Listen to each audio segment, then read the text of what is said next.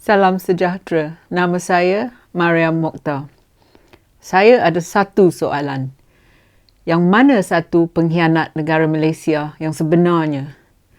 Adakah ia bekas Perdana Menteri pintu belakang iaitu Mahidin Yassin ataupun banduan Najib Abdul Razak?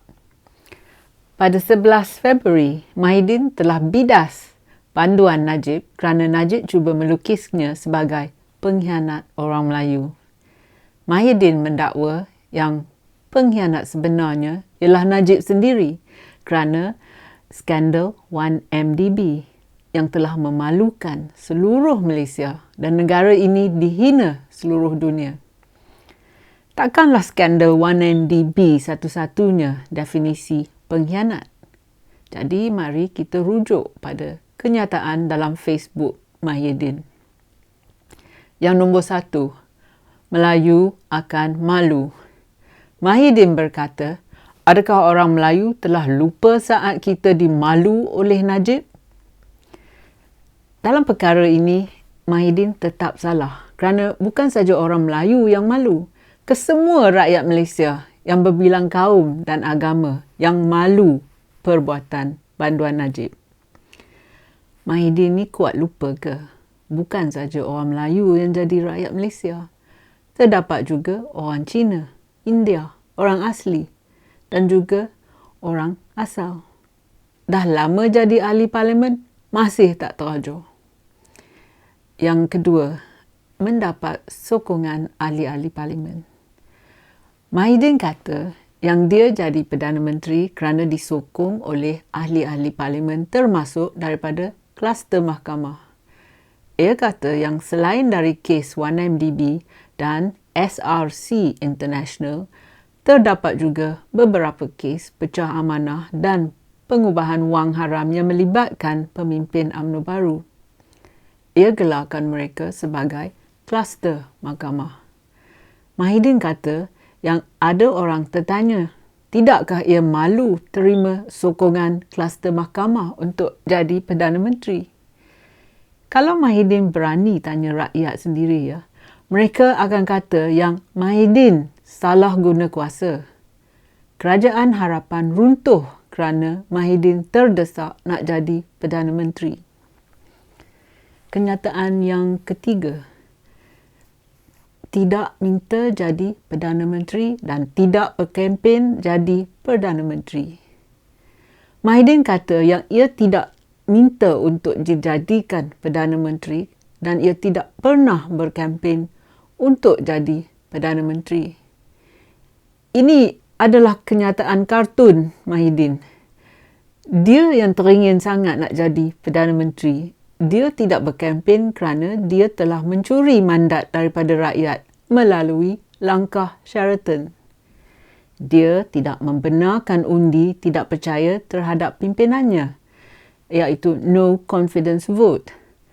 Selepas dia mengisytiharkan peraturan darurat iaitu emergency rule, Parlimen tidak dapat bersidang. Kenyataan yang keempat iaitu perlembagaan persekutuan. Mahidin kata yang ia hanya mengikut apa yang diperuntukkannya dalam perlembagaan persekutuan.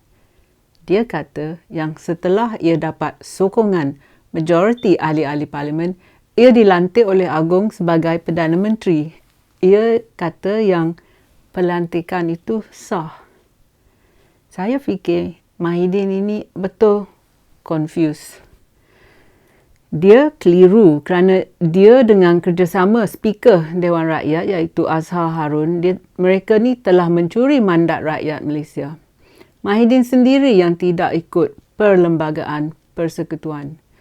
Dia mencuri undi dan mandat rakyat. Kenyataan yang kelima iaitu udang di sebalik batu. Mahidin kata yang ia sedar bahawa sokongan kluster ibarat pepatah ada udang di sebalik batu. Ia kata yang selepas dilantikkan sebagai PM, kluster mahkamah berjumpanya dan meminta ia campur tangan dalam kes mereka supaya mereka dibebaskan. Saya tak tahu udang yang mana satu lebih besar dan dahsyat. Udang Mahidin teringin sangat nak jadi Perdana Menteri atau kluster mahkamah dengan agenda mereka. Yang mana satu udang? Kita tahu yang dalam lebih 5 dekad Mahidin jadi ahli parlimen dan lepas itu masuk kabinet, dia mungkin kecil hati kerana ia tidak pernah dinamakan sebagai pengganti jadi Perdana Menteri. 3 kali ini telah berlaku bila Dr. Mahathir Mohamad bersara, selepas Abdullah Badawi letak jawatan dan Najib pula dinamakan sebagai penggantinya. Jadi, orang yang ego besar macam Mahidin ni mesti marah ia terlepas pandang. Inilah yang buatnya terdesak nak jadi Perdana Menteri. Itulah udang Mahidin yang sebenarnya. Kenyataan yang keenam, nafsu rebut kuasa. Mahidin kata yang satu cara untuk kluster mahkamah nak kembali berkuasa ialah dengan menumbangkan kerajaan-kerajaan negeri yang dibentuk melalui gabungan dengan Perikatan Nasional. Ia beri amaran yang jika diadakan pilihan raya negeri dan jika parti kluster mahkamah menang, kepimpinan parti yang diterajui oleh kluster mahkamah akan dilihat semakin kuat dan berpengaruh. Pendapat rakyat Malaysia senang saja. Padan muka Mahidin kerana apa yang berlaku datang sekitar iaitu what goes around comes around. Kesemua ini menunjukkan yang Mahidin seorang pemimpin yang lemah. Nafsunya merebut kuasa sangat kuat. Kenyataan yang ketujuh, sokongan rakyat. Mahidin berpendapat yang strategi kluster mahkamah telah bermula selepas Barisan Nasional menang pilihan raya negeri Melaka. Ia kata yang kluster mahkamah berasa cukup yakin bahawa rakyat telah kembali menyokong Barisan Nasional dan sebab inilah yang kluster mahkamah telah merancang pembubaran Dewan Undangan Negeri Johor untuk diadakan pilihan raya negeri Johor. Apa yang Mahidin nak mengadu pada rakyat? Memang inilah strategi politik kotor yang diguna oleh UMNO baru sudah beberapa dekad. Bersatu dan UMNO baru sedarah sedaging. Apa bezanya mereka? Kedua-duanya datang dari kandungan UMNO yang sama. PRN ini cuma pertumbungan ego. Itu saja. Kenyataan yang ke-8, negeri Johor. Mahidin kata yang kluster mahkamah memilih Johor kerana Johor dikatakan negeri kubu kuat UMNO. Mahidin jangan lupa ya, mereka juga pilih Johor kerana mereka nak kuburkan bersatu di Johor. Tapi rakyat harap yang UMNO baru dapat juga dikuburkan di Johor. Apa yang Mahidin nak cakap banyak? Kluster mahkamah terjadi selepas langkah Sheraton. Siapa yang sibuk nak jadi Perdana Menteri? Mahidin sendiri yang telah mengkhianati Johor, Melaka dan juga Sabah. Kenyataan yang ke-9. Pilihan raya umum. Kalau Malaysia ada pilihan raya umum, semua orang akan tuduh Mahidin pemimpin yang sangat lemah dalam sejarah Malaysia. Ekonomi Malaysia makin merosot.